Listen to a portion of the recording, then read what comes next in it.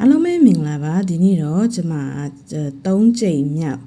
လုပ်ပြီးမှအောင်မြင်ခဲ့တဲ့ကျမရဲ့ပဲ့ပုတ်လုပ်နည်းကိုလာမြောက်ပေးရခြင်းဖြစ်ပါတယ်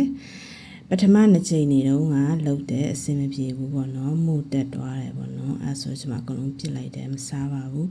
ဒါပေမဲ့ဒီတစ်ကြိမ်မှာတော့ကျမကျွန်းရွက်လေးနဲ့လုပ်တော့အဆင်ပြေခဲ့တာနဲ့လုပ်နည်းလေးကိုလာမြောက်ပေးတာဖြစ်ပါတယ်ဗီဒီယိုထဲမှာမြင်နေရတဲ့အတိုင်းအနံ့အရတာနဲ့လုံးဝပြည့်စုံတဲ့ကျမတို့ရဲ့ပဲ့ပုတ်စစ်ကိုဒီတစ်ခါရပါတယ်ဒီလိုမျိုးတူလေးနဲ့မွေလန့်အချွဲလေးတွေပေါ့နော်ဒီလိုမျိုးအချွဲလေးတွေရှိနေရဆိုလို့ရှိရင်ဒါပဲ့ပုတ်ဖြစ်ပါတယ်ပြီးရင်အဓိကတော့မို့အမဲတွေမဆွဲရဘူးပေါ့နော်မို့အမဲရှိနေမစားပါနဲ့ပြစ်လိုက်ပါကဲဒါဆိုရင်တော့ကျမတို့ပဲ့ပုတ်လုပ်ဖို့အတွက်ဒီပဲ့နှုတ်ကြိုတဲ့ပဲပေါ့နော်အဲ့ဒီပဲကိုကျမတို့တညရေဆေးပြီးမှရေစိမ်ထားမှာပေါ့နော်ရေရင်ဆေးရပါတယ်နော်ရေမဆေးလို့ရှိရင်နောက်ရက်ကျရင်ဆေးရတာရမ်းခက်တယ်ခွန်ချွတ်တယ်ပေါ့နော်ဒါကတော့နောက်ရက်မနေ့ပေါ့နော်ရေဆေးပြီးသားအနေထားပေါ့နော်ကျမအမြုပ်တွေနဲ့မပြတော့ရေဆေးပြီးသားဟာကိုပဲပြလိုက်တယ်ပေါ့နော်ပြီးရင်တော့ကျမအိုးတွေ3-4အိုးမလဲချင်တာမို့လို့တခါတည်း pressure cooker ထဲမှာပဲထည့်ပြီးမှရေထည့်ပြီးမှအဖုံးမဖုံးလေးပဲနဲ့ကျမအရင်တဲ့တယ်ပေါ့နော်ဘာလို့လဲဆိုတော့ဒီပဲကအရင်တတိထားတာအဖုံးဖုံးလိုက်လို့ရှိရင်သူ့အခွန်တွေကအဖုံးကဒီလေထွက်ပေါက်ကိုသွားပြီးပိတ်မိတာမျိုးဖြစ်တော့လေအရင်အန်နေများကျမပြပေးပါမယ်ဗီဒီယိုလည်းရိုက်ထားပါတယ်ဒီဟာလေးပြဖို့အတွက်ပြီးတော့တရေလောက်ခံသွားပြီဆိုတော့ကျမနောက်ထပ်ရေထည့်မိနစ်40လောက်ပြုတ်မှာဆိုတော့အဖုံးဖုံးပြီးမှကျမတည်လိုက်ပြီပေါ့နော်ဒီတစ်ချိန်မှာတော့မီးကိုတော့ကျမအလဲလက်မှာထားပါတယ်အရန်ကြီးလည်းမသေးလိုက်ဘူးပေါ့နော်ဒီမှာမြင်ရတဲ့အတိုင်းမှာပဲအတန်ပြောင်းသွားလို့ကျမဖွင့်ကြည့်လိုက်တော့အဲ့ဒီလေပေါက်လေးမှာသူကအခွန်နေရသွားပြီးပိတ်နေရတူလို့ဆိုတော့ကျမမိနစ်40လဲအဖုံဖုံပြီးမချက်လိုက်ရပါဘူးဒီမှာတော့မြင်ရတဲ့အတိုင်းရေခမ်းအောင်လုပ်ရတယ်နော်ရေမယူပါဘူးကျမတို့ပဲဖို့လုပ်ရင်လက်လေးနဲ့လည်းဖိပြပါမယ်ပဲတွေကအရန်ပူတာမို့ကျမတိတိချက်မပြနိုင်ဘူးကန်ရတာအရန်ပူတော့ဗောနော်ပဲကဲဒါကတော့သူ့ကိုထုတ်ဖို့တော့ကျမတို့တောထဲကကောက်လာတဲ့ကျွန်းရွက်နဲ့မြက်ပင်လေးတွေပေါ့နော်မြက်ပင်ကတော့သူ့ကိုစီးဖို့ကျွန်းရွက်ကတော့သူ့ကိုထည့်ဖို့ပေါ့နော်ကဲပထမဆုံးအရွက်ကိုကျမတို့စပြီးမှထုတ်ပြပါမယ်ကျမကလေဟိုတက်လို့လောက်တာတော့မဟုတ်ဘူးပေါ့နော်တကယ်ဟိုစားချင်လို့မရှိလို့ဒါလောက်တာပေါ့နော်ဝယ်စားရင်လည်းဒီမှာမတောင်းကြီးတွေပဲရောင်းကြတာဆိုတော့လေကျမတို့ကချင်ပြည်နယ်ဘက်ကပဲပုံနဲ့မတူဘူးဆိုတော့ကျမကိုယ်တိုင်လုပ်ရတာပေါ့နော်အဲ့ဆိုတော့ကျမဖြစ်တယ်လို့တတ်တယ်လို့ပဲထုတ်ထားတယ်ပေါ့နော်ကျမထုတ်တာကထုတ်ပုံထုတ်နည်းမားတာမျိုးတွေလည်းဖြစ်ကောင်းဖြစ်နိုင်ပါတယ်အကယ်၍ကျမထုတ်တာမားနေတယ်ဆိုလို့ရှိရင်လည်းဟိုနီလန်းမှန်တာလေးတွေရှိရင်ပြပြပေးကြပါတော့ဒီလိုမျိုးပဲဟိုဘက်ဒီဘက်ခောက်လိုက်ပေါ့နော်ဗီဒီယိုတွေအတိုင်းပြီးရင်တော့ကျမခုနကအတင်ခူးထားတဲ့မြက်ကလေးနဲ့ကျမဒီလိုလေးတိတိကျကျပဲတွေထွက်မလာအောင်စီးလိုက်တယ်ပေါ့နော်ပြီးရင်တော့အဲ့ဒါကိုမချီဘူးဒီလိုပဲထိုးထည့်လိုက်တယ်ဗီဒီယိုမမြန်ပေးထားပါဘူးเนาะကျွန်မဖြည်းဖြည်းလေးပဲပြပေးထားပါတယ်တေချာမမြင်ရမှာကြောင့်မို့ပါကဲဒီလောက်ဆိုရင်เนาะဒီတစ်ထုပ်ကရတော့ပြီပေါ့เนาะဒါဆိုရင်เนาะကျွန်မနောက်တစ်ထုပ်ကိုလည်းပြပေးပါမယ်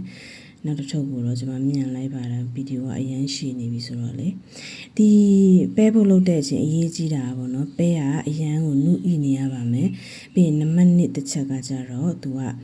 ပူတုံးကိုပဲကျမတို့ထုတ်ရပါမယ်အေးသွားတဲ့အထိထားပြီးမှထုတ်လို့မရပါဘူးเนาะဒါအရေးကြီးတဲ့အချက်တွေပဲဆိုတော့ခုနက pressure cooker အကြောင်းပြောရင်းနဲ့ကျမ pressure cooker နဲ့ကိုမပြုတ်ဖြစ်လိုက်တော့ဘူးပေါ့เนาะအဖုံးကိုဖွင့်ပြီးမှပဲဒီတိုင်းကျမမိနစ်20လောက်ထပ်ပြီးပြုတ်လိုက်တာနဲ့ပဲကနူးဤသွားတာပေါ့เนาะအဲ့ဒါပါပဲခုနပြောဖို့ကြံသွားလို့ပါကဲနောက်တစ်ထုပ်ကိုလည်းခုနကနီးတိုင်းဒီလိုမျိုးထုတ်ပြီးမှမြက်ကလေးကိုပူနေတဲ့မြက်ကိုပေါ့နော်အစွန်းထွက်ကိုဒီလိုလေးပဲထိုးထည့်လိုက်ပေါ့နော်မချီဘူးဒီလောက်ဆိုလို့ရှိရင်တော့ကျမရဲ့ဒီပဲပုတ်ဖက်နဲ့ထုတ်ထားတာလေးတွေကအစင်သင်းဖြစ်ပြီးပေါ့နော်သူ့ကိုဟိုမျိုး3ရက်လောက်ထားလိုက်မယ်ပေါ့နော်ကျမဒီစကားကလည်းရေကျဖို့အတွက်ဒီလိုမျိုး2ဆင့်ခံပေးရမယ်နော်တစ်ခုကအပေါက်ပါတယ်ဟာတစ်ခုကတော့အဲ့လိုမျိုးပေါ့နော်ပြီးရင်တော့ကျမသူပဝါလေးနဲ့အုပ်မယ်အရင်ဆုံးလေဝင်လေထွက်မရှိအောင်ပေါ့နော်ပဝါနဲ့အုပ်ပြီးရင်တော့ပကံလေးနဲ့ပါနောက်ထပ်အုပ်မယ်ဒါပေမဲ့ပဝါနဲ့အုပ်ပြီးတဲ့အချိန်မှာထိုးထွက်နေရပေါ့နော်ပဝါ